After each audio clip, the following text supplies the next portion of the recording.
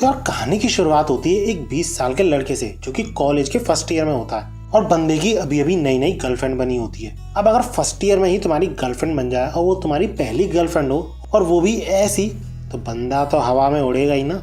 कुछ ऐसा ही सीन इस लड़के यानी काजुया का होता है, लेकिन सिर्फ 1 महीने डेट करने के बाद ये लड़की काजुया को डंप कर देती है।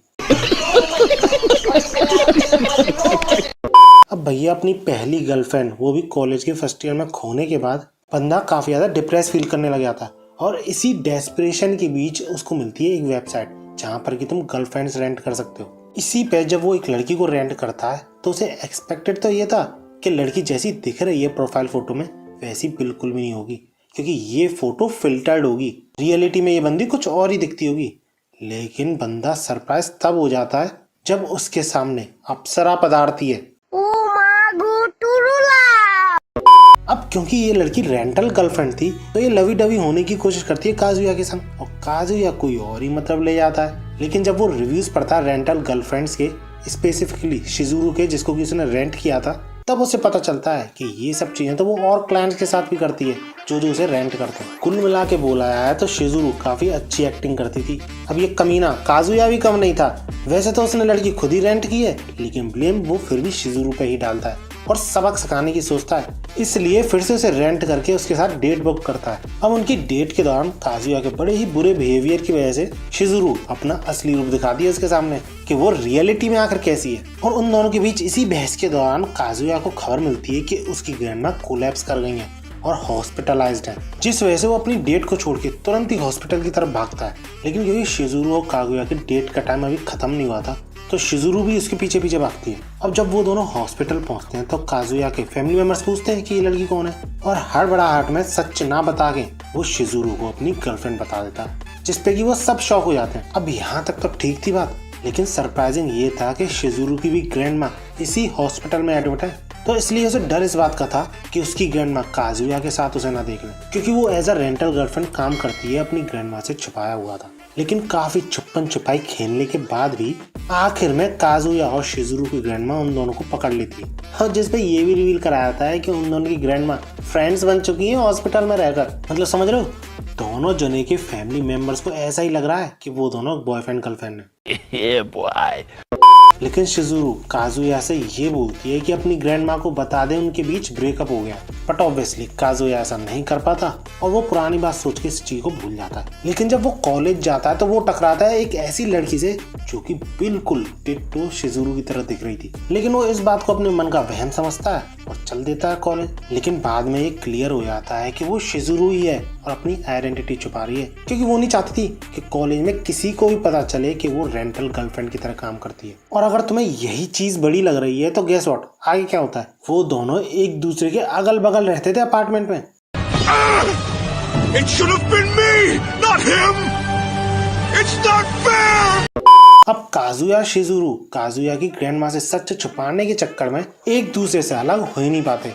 एक दूसरे के साथ कपल्स की तरह व्यवहार करना पड़ता है उन्हें टाइम टू टाइम। लेकिन ये प्रॉब्लम तब बढ़ जाती है जब काजुया के दोस्तों को भी शिजुरू के बारे में पता चल जाता है एंड अल्टीमेटली शिजुरू का सामना होता है काजुया की एक्स गर्लफ्रेंड से, जो एक पार्टी के दौरान काजुया की काफी ज्यादा बेइज्जती करती है कि किस तरीके का हफ्सी लड़का है वो, परवर्ट है बहुत बड़ा। लेकिन जब शिजुरू काजुया का स्टैंड लेती है तो उल्टा काजुया उसी को चुप कर देता है ये कह के कि वो ऐसा ही है। लेकिन पार्टी के बाद जब काजुया की एक्स गर्लफ्रेंड शिजुरू के बारे में उल्टा सीधा बोलती है तो काजुया भी पूरा स्टैंड लेता है शिजुरू का और वो ये क्लियर कर देता है अपनी एक्स गर्लफ्रेंड से कि उसके बारे में एक शब्द भी नहीं सुनेगा।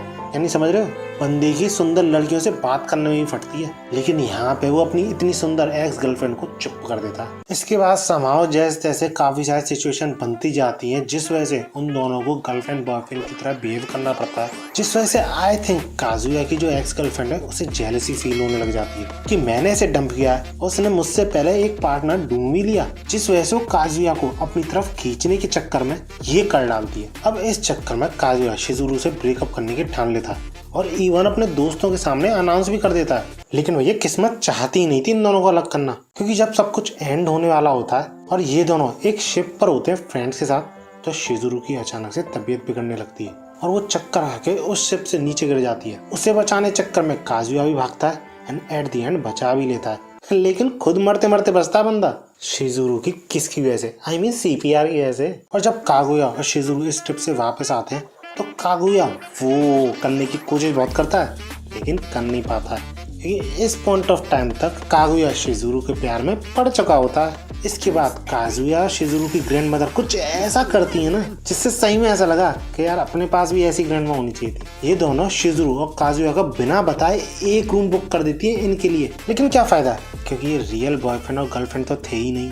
अब एक दिन जब शिजुरू और काजुया डेट पर थे तो वो मिलते काजुया के दोस्त से जो कि अपनी खुद की गर्लफ्रेंड से इंट्रोड्यूस कराता है उन दोनों को। और ये लड़की काजुया के अकॉर्डिंग लगभग शिजुरू ही जितनी खूबसूरत थी, लेकिन पता नहीं क्यों ये लड़की काफी ज्यादा स्ट्रेंज बिहेव कर रही होती है। और कुछ ही टाइम बाद हमें ये रिवील होता है कि शिजुरू के बहुत ही पॉपुलर रेंटल गर्लफ्रेंड होने की वजह से उस लड़की को शिजुरू के बारे में पता था। अब वैसे काजुया शिजुरू मना तो करते हैं, इनकार तो करते हैं इस बात से, लेकिन क्योंकि वो लड़की 100% श्योर थी तो वो इसलिए उन दोनों से किस करने को बोलती है अगर वो दोनों सच में कपल्स हैं तो। अब शिजुरू शो करने के लिए अलग अलग तरीके से किस तो करती है और ये एक्सक्यूज देती है कि वो पब्लिक में। अब क्लियरली किस करके शो ना करने पर वो लड़की समझ जाती है कि 101% ये दोनों कपल्स नहीं है और वो दोनों फंस जाते हैं, क्योंकि उन दोनों की आइडेंटिटी अगर रिवील हो गई शिजुरू की एज अ रेंटल गर्लफ्रेंड और काजुया के पास कोई गर्लफ्रेंड नहीं है, उसने सिर्फ रेंट पे एक गर्लफ्रेंड नहीं रखी है, तो भैया मुसीबत ही मुसीबत है। अब इसके बाद काजुया को कोई और रास्ता ना दिखने पे वो उस लड़की से भीख मांगता है कि इस राज को राज ही रखे,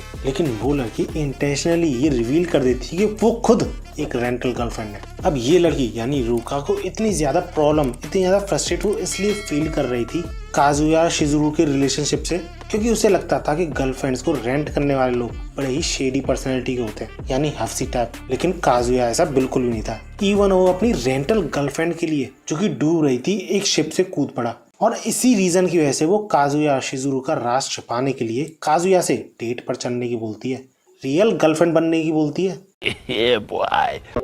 और इस तरह इन तीनों का लव ट्रायंगल शुरू हो जाता है, इसमें कि ryuka को कुछ कुछ होता है काजुया से, काजुया को कुछ कुछ होता है शिजुरू से, और शिजुरू उसे किसी की पड़ी नहीं है at least this point of time तक, क्योंकि बंदी का सपना था एक एक्टर बनने का। इसके बाद हमें शिजुरू के थ्रू एक और लड़की इंट्रोड्यूस कराई जाती है जिसका कि नाम सुमी होता है और वो भी एज अ रेंटल गर्लफ्रेंड की तरह काम कर रही होती है। लेकिन क्योंकि ये नई थी इस ऑक्यूपेशन में तो शिजुरू काजुया से उसकी हेल्प करने की बोलती है, क्योंकि बंदे ने गर्लफ्रेंड रेंट करने का यूं समझ लो डिप्लोमा हासिल कर लिया शिजुरू को इतनी बार रेंट करके।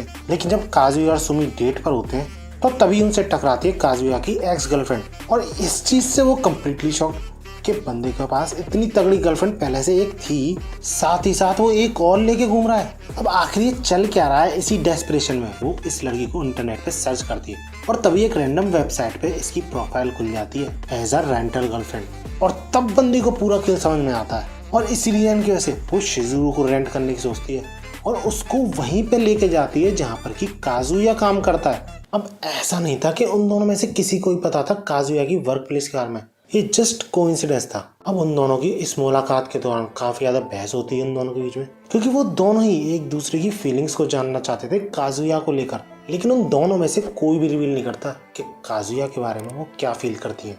लेकिन क्योंकि इस बहस के दौरान शिजुरू काफी ज्यादा तारीफ करती है काजुया की कि वो तुमको लेके काफी ज्यादा पजेसिव है, तुमको अभी भी बुला नहीं पाया है, तो इस पे काजुया की एक्स गर्लफ्रेंड कोई भी रिएक्शन नहीं देती। लेकिन क्योंकि काजुया इन सारी बातों को सुन सकता था तो जब शिजुरू अपने अपार्टमेंट में वापस आती है तो काजुया उसको थैंक यू बोलता है कि शिजुरू ने इतना ज्यादा स्टैंड लिया उसके लिए। लेकिन वहीं शिजुरू माफी मांगती है कि उसके एक्स गर्लफ्रेंड के साथ उसका रिलेशन वो सुधार नहीं पाई मौका मिलते हुए भी, और ये चीज सुन के काजुया को काफी ज्यादा बुरा लगता है क्योंकि इतना सब कुछ करने के बावजूद शिजुरू माफी मांग रही है उससे।